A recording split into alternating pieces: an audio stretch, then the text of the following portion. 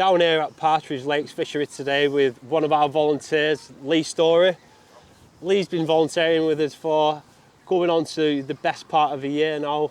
Lee not only volunteers on the bank, but he's also heavily involved in the social media side of things, amongst many other things as well, I should say. So, how did you get involved with Tackling Minds, Lee? Probably when you first started, a friend of mine says, look at this organisation, it's right up your street, because keen on volunteer work and helping people, keen angler, and suffered with my own health, both mental, physical. Yeah.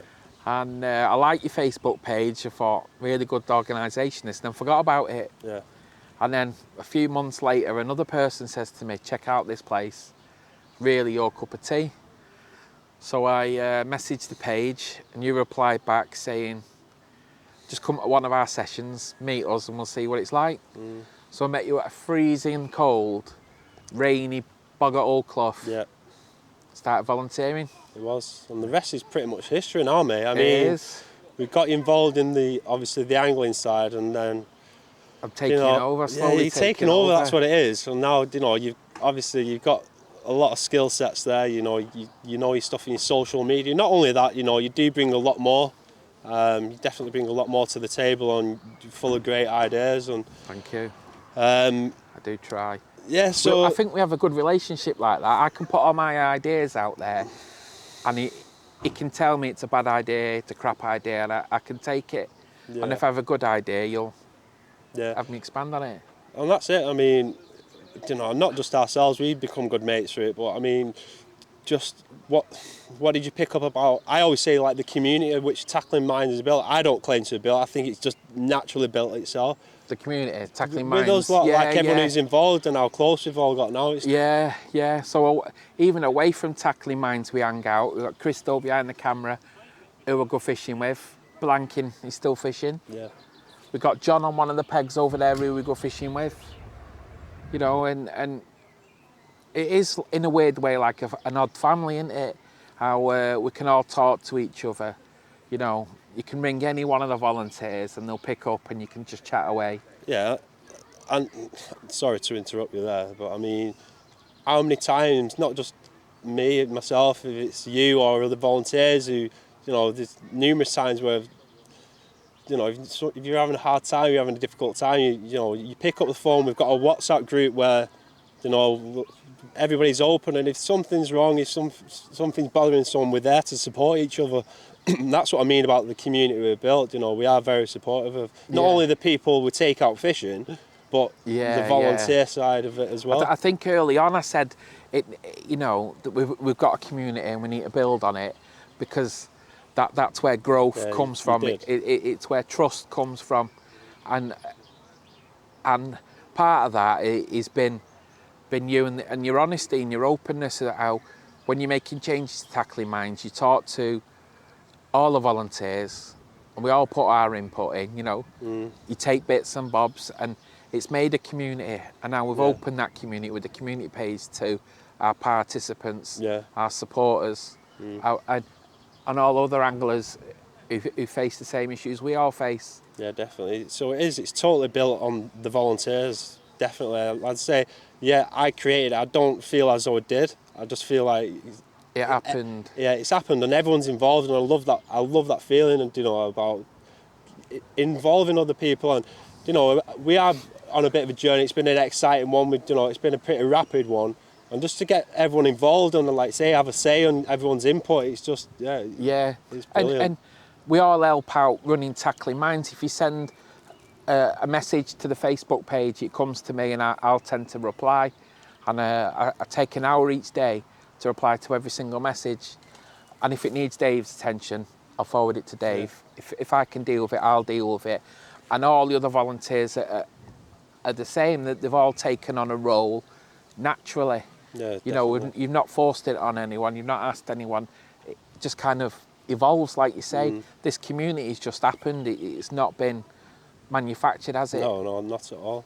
And we all get on, which is weird, isn't it? Normally, groups of friends always have one wally. Yeah. But my dad always said, if your group of friends doesn't have that wally, it's probably you. Yeah.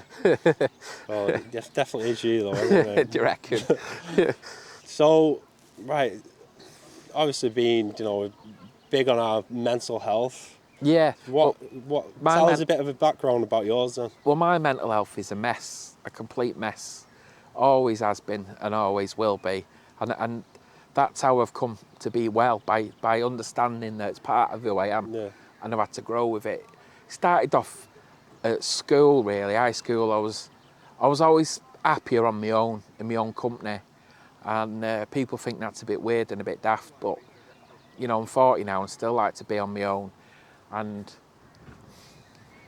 being alone, you don't socialise, you don't do well in social environments. Yeah. And, you go out into the real world after school, after college and all that. And I used to just suffer with nerves really bad. I was a very nervous kid, and I'd have a drink of alcohol to steady the nerves. Never got out of control, never did anything stupid, never got in, people like yourself get dependent, other people get into fights. I was never like that. I was just a drinker, heavy drinker. People call me the beer monster. And eventually I found benzodiazepines, benzos. And I thought that was a better way of doing it. You didn't get drunk, you didn't get high, you didn't have any hangovers. For me, when I was taking it, there was no side effects, no negatives. So if I was on a nervous day, if I was heading out to work, if I was doing something that I knew would be stressful, I'd have a few extra benzos. I've had everything. Sertraline, citalopram, Valium, everything. I've had all of them. And then I was using it to control my life. And, you have your stressful days, like getting married was like the happiest day of my life. But I had to take a lot of drugs to do it. A lot of benzos, a lot of benzodiazepines. I was just heavily sedated and tired on my wedding day. Yeah. And years pass, and then I'm at the doctor's asking for my repeat prescription because I was doing it. What was I on? I was on Xanax at the time, and Xanax isn't a UK medication. They don't prescribe it on the NHS. So I had to have a private prescription from the doctor, which meant I had to see him every time I wanted it, and I'd had to pay for the drugs myself.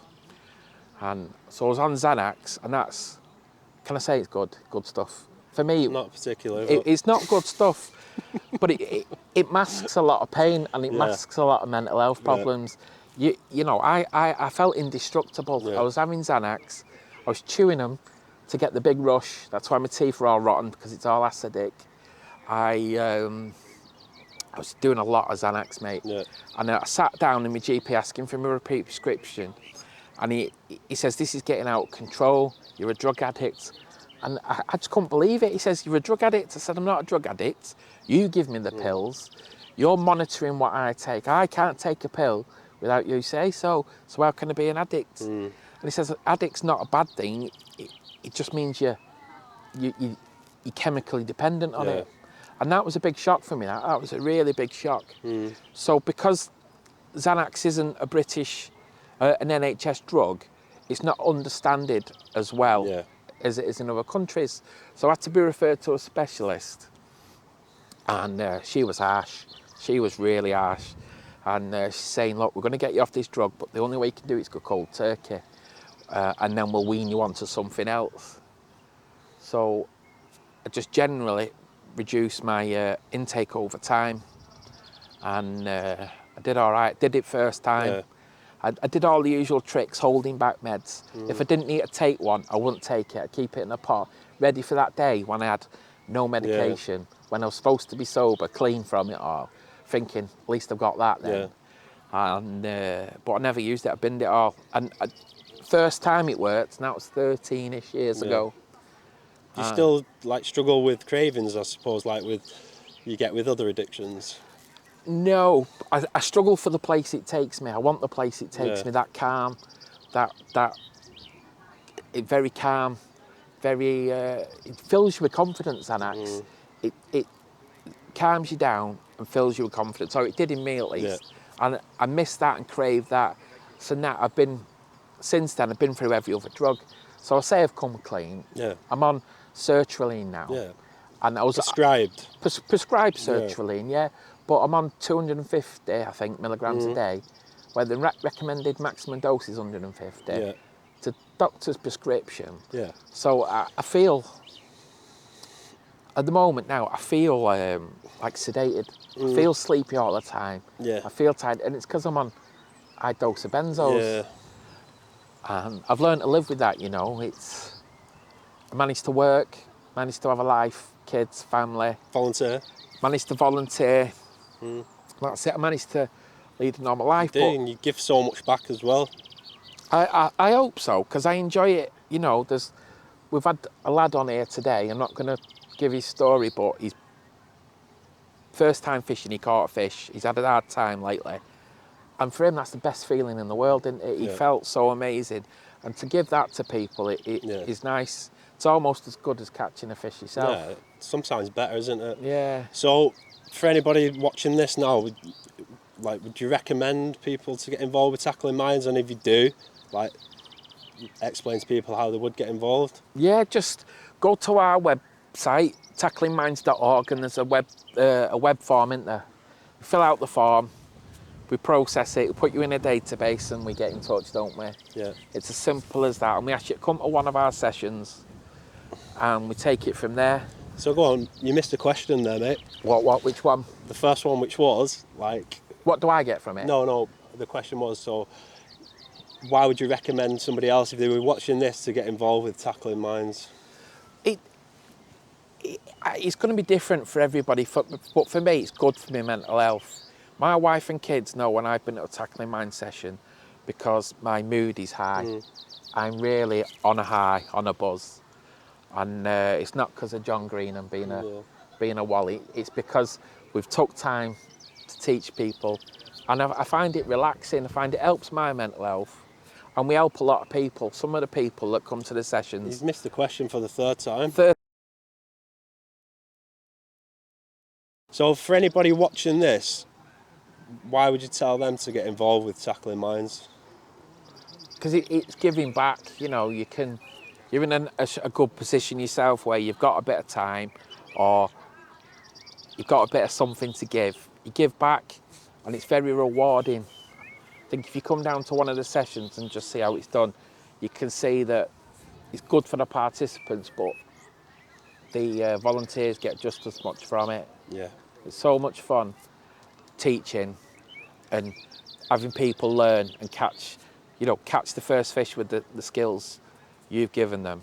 It's very, very rewarding. Yeah. So for anybody that does want to get involved with tackling mines and become a volunteer, do you want to explain to people how to get involved? Yeah, go to the website, tacklingminds.org, and fill out the volunteers form on there. It takes about 2 weeks for us to process it, doesn't it? Maximum. Yeah. And from that, we add your details to a database, and we get in touch and ask you to come to one of our sessions. You pick your session, you come down, you meet us, see what it's all about, see what we expect of you. Which is not much, is it? Not you don't much. expect us to, whatever you want to put in. Whatever you want to put in, yeah, we don't really expect much. We just expect you to behave. Of course. Behave, no swearing. No swearing, just basic common sense. And it's very rewarding. So come down, have a look, see what we do. And most people that come down get involved, other people just see it's not for them, you know. Yeah, they don't have whatever, but everyone that does volunteer enjoys it. There's a good community. We all get on, we all have a laugh. Like you said, there's a WhatsApp group, there's a community page, and it's good. Get involved, just do it. Yeah, nice one. Just come and see what we're about. Yeah, nice one, Lee. Cheers, Dave. Yeah.